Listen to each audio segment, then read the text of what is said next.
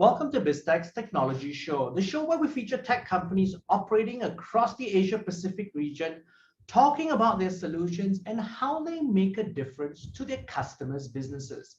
Today, we speak to Denise Miura, Vice President Asia-Pacific and Japan at Medallia. Now, Medallia is an American customer and employee experience management company based in San Francisco, California. Now, Medallia provides software as a service, customer experience management, and employee experience management software. Now, Denise, welcome to the show. Thank you. Great to be here, Brian. Now, Denise, for a start, could you just give us an overview of Medallia and its history? Sure. Medallia started out in the US and I would say quickly expanded into Europe and now one of the key experience management platforms across all verticals, technology, media, telco, hospitality, financial services, automotive, and retail. You know, in Asia, by 2025, 50% of the population will comprise millennials and Gen Zs, i.e. half the customers here will have spent a significant portion of their lives with the internet and smartphones. So we're seeing a lot of opportunities, and that's why we've been investing across APAC, expanding from originally a single market for the last 5 to 7 years in Australia, into New Zealand, ASEAN, Korea, and Japan. And within this region, our fastest growth has been in key industries like telco, financial services, and retail. Okay, now I want to go back to a little bit of a 101. And could you tell us a little bit about what experience management is all about? And what role does Medallia play? Sure. Experience management is about how a company takes control of its interactions with its customers and its employees with a view to improve those interactions from their perspective. This is done across all the different touch points and across the entire journey that they have with an organization. And at the end of the day, it's all about building trust with your stakeholders. So how does an organization go about building that trust? You know, from our perspective, the best companies in the world make experiences feel fast and frictionless. And the way they do that is to enable customers and employees to interact with them wherever and however they want. Of course, this then creates an explosion of data and signals coming from different sources and residing in different places. And so the challenge becomes, how do you make use of this massive amount of data and signals to create experiences that customers and employees want? So, you know, again, from Medallia's point of view, the organizations often struggle with the same three things. One, an incomplete view of the data. Two, focus on the wrong things or a lack of understanding about how to prioritize. Or finally, three, simply acting too late. So at Medallia, we challenge the status quo by embracing a new active experience approach, which means real-time, operational customer experience management that drives systemic change, and that's the key. We focus on how to solve and enhance customer experience in the moment versus simply using CX and EX programs for backward-looking measurement and analysis. Can you give us a specific example of how you do that real time?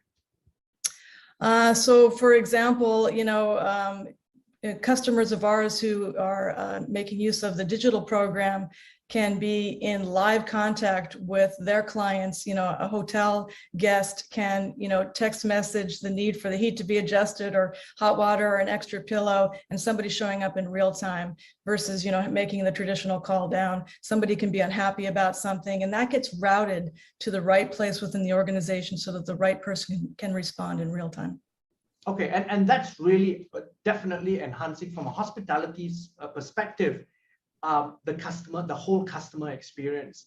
Right. How about in other industries? Could you give us some example, perhaps in the financial services industry or some other industries where customer service is really part of that whole DNA of those organizations? Yeah, one really interesting example that has surfaced here in Japan, where I'm based, through the pandemic is, you know, prior to the pandemic, something like the insurance industry operated in a very traditional sense. I mean, selling insurance was a door-to-door operation, and things like claims processing and management, again, face-to-face going into a bank or an insurance office. And that all has gone from about less than 20% digital to about 100% digital. And so being able to respond to claims customers in real time and get those claims processed faster and more accurately, provides a better experience for the customer, reduces inefficiencies within the organization, reduces costs. So, every industry is seeing opportunities to automate and to optimize, and at the same time to improve that customer experience and increase customer loyalty. So, so obviously, and you hit the nail on the head, I think the whole COVID experience globally has forced companies to rethink the way they engage with their customers and their employees, and obviously then reach out to solutions like yourself to help them in this journey. Could you kind of give us a perspective of how this landscape has changed? And you've used some examples already, but how does this compare to more mature markets like the US where Medallia is based? I would say that within our region, you would see a spectrum. So it's not that really, I think there's a lot of change happening across different levels of maturity of markets. And, for example, within APAC, Australia, New Zealand, where CX is more of a mature market, they're more focused on automation, things like transitioning from traditional call centers to more digital messaging, real-time access to customers on channels that they're more comfortable with. And then in places like Japan, again, and in the other end of the spectrum, where working from home was simply not anything that was normal here before the pandemic. And so talk about a disruption across all industries in this country and in other regions here as well. Companies scrambling to figure out how to manage staying engaged with their employees, the communications, the well-being, the productivity. So there's a whole, where that wasn't as big of a deal in regions where they were used to having remote workers.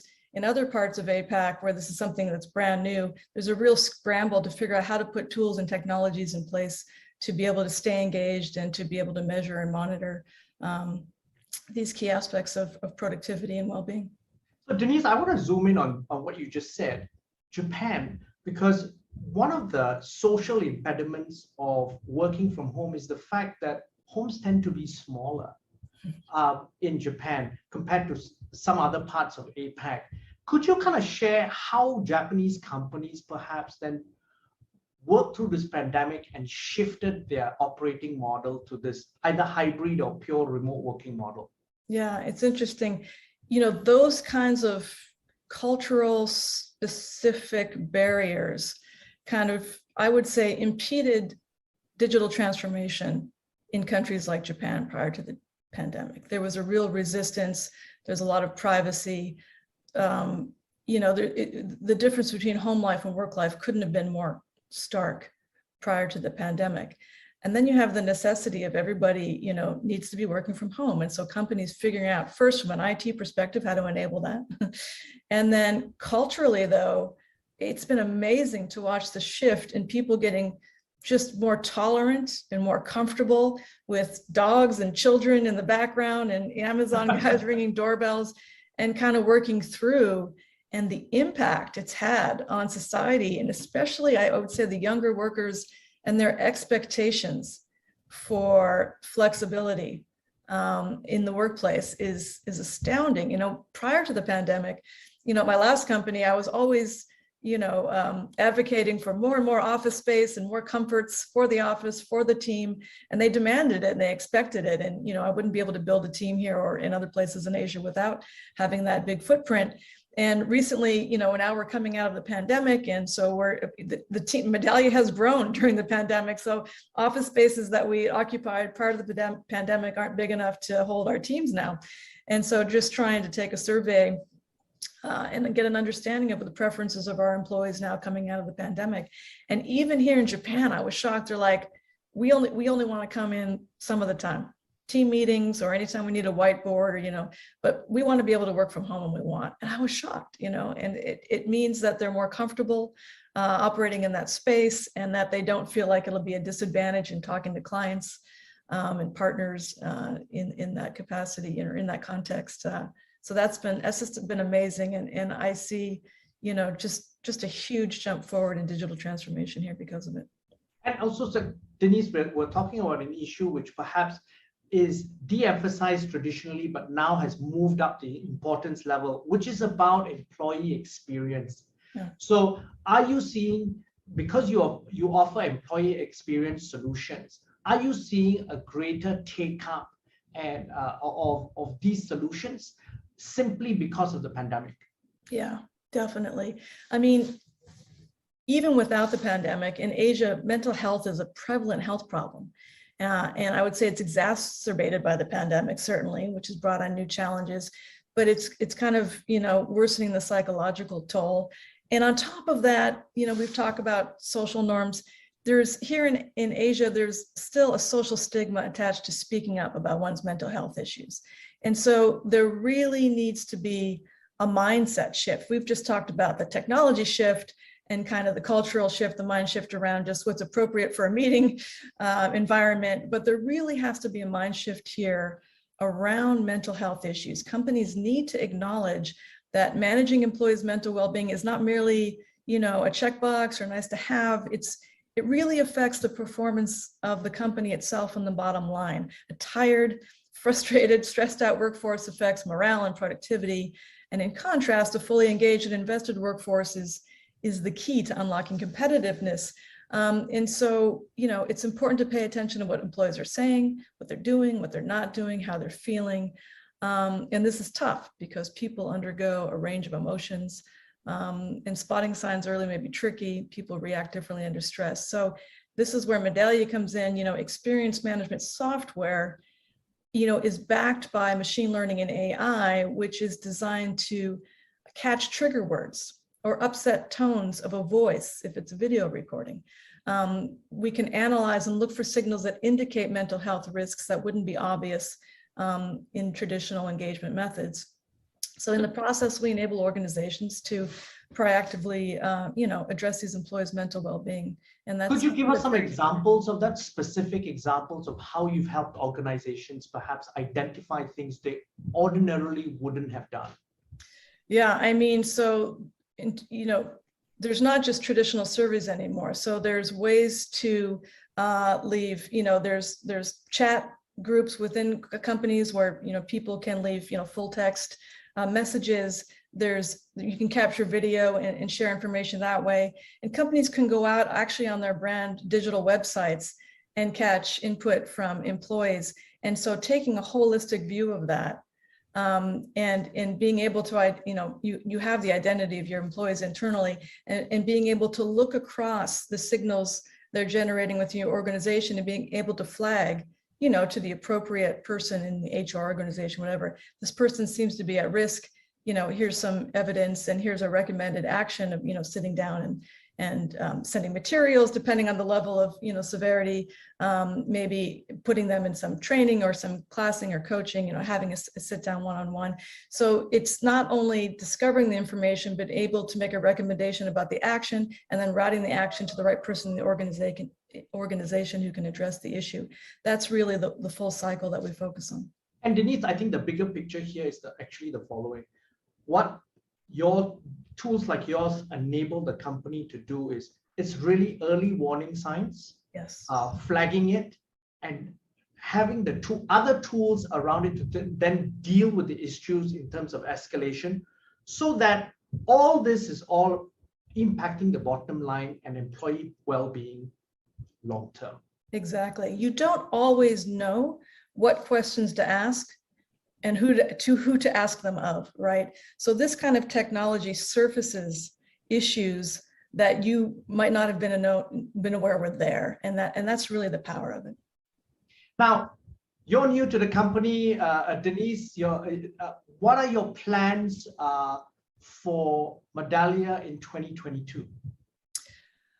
We really want to meet the demand throughout the region. We're going to be fortifying our ecosystem, building out the partner ecosystem. There's a lot of demand. We can't meet all of that ourselves. So really building the partner ecosystem across the region, getting into more industries. Like I said, we're really strong in financial services and telco and retail. I'd like to get into manufacturing more, pharmaceutical, public sector. So we have a lot of areas that we can grow into. And so it's just being strategic about where we put those heads and make sure we're getting the right messages in the right locations. Now, I want to now zoom in on you.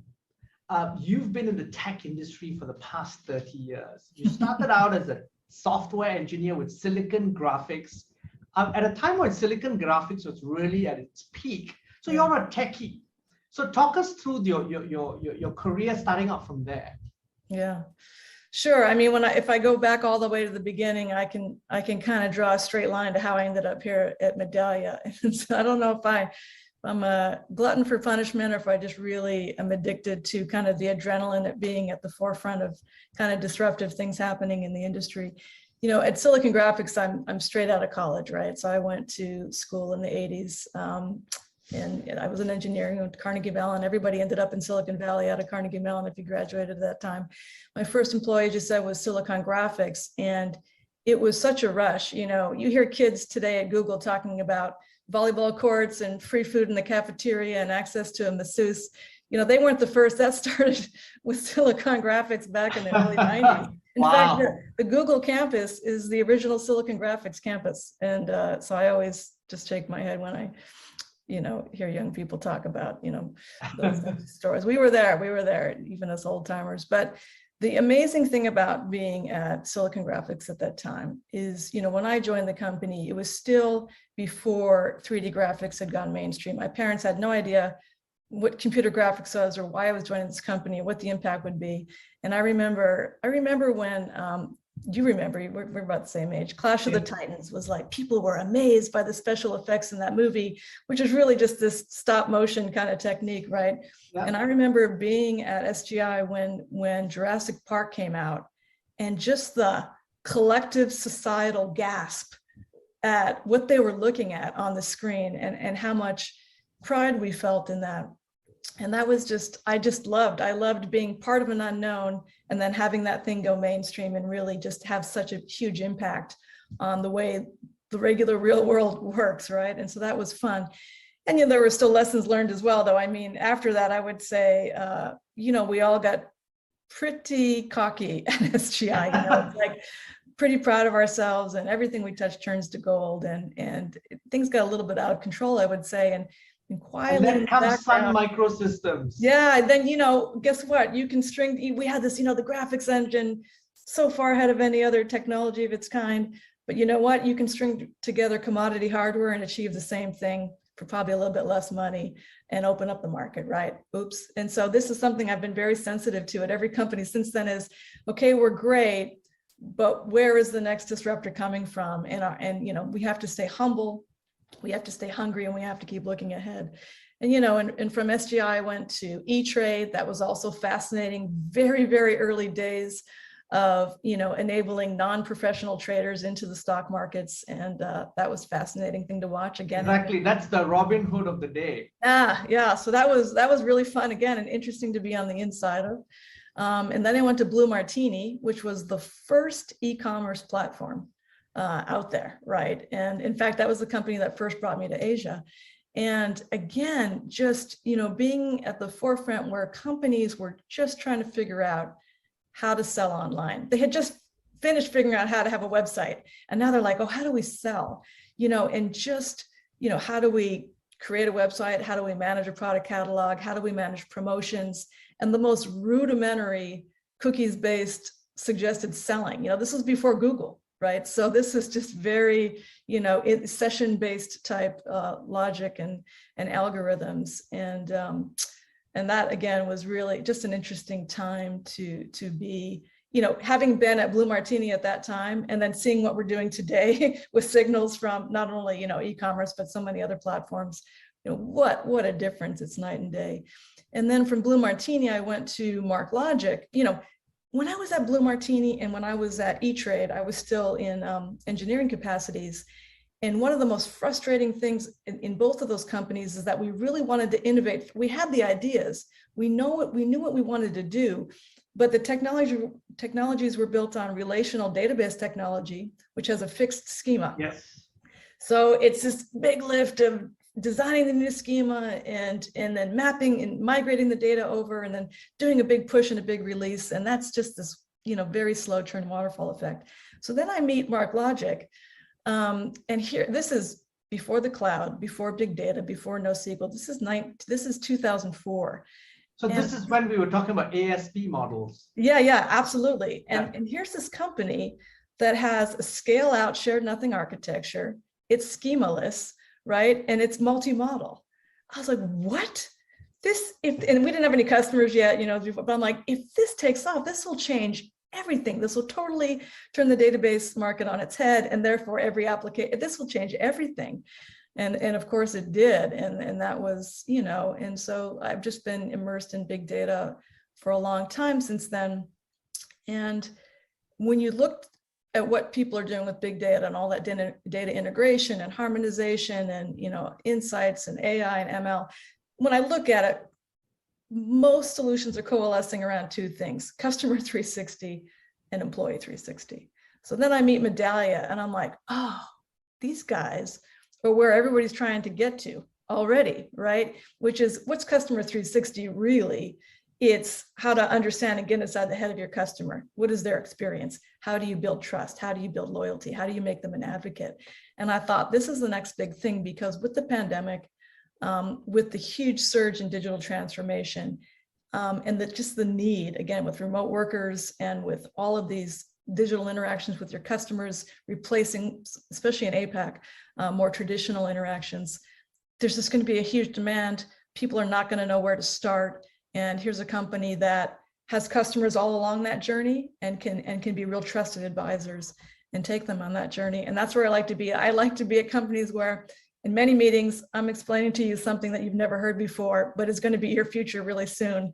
And you better get on board, right? That's an exciting conversation. And then building those long-term relationships is very rewarding. Denise, you've been based in Japan since the early 2000s. Japan is a very male-dominated society, and you're in tech, which is a male-dominated sector. Tell us about your journey really in navigating all of this in the last 2 decades. Yeah.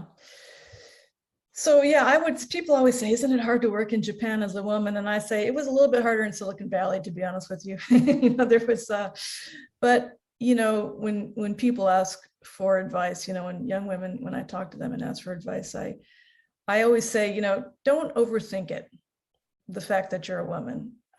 If you find technologies and companies and, practices which interest you, which you're passionate about, the rest of it kind of works out. If you work hard, if you act with integrity, if you're proactive about thinking of ways to contribute without being asked, and if you're kind, if you treat others well, it all kind of works out.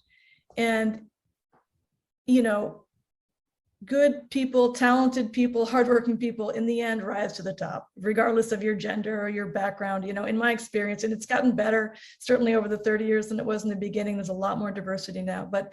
But if you just focus on the work and what you bring to it, I feel like good things happen.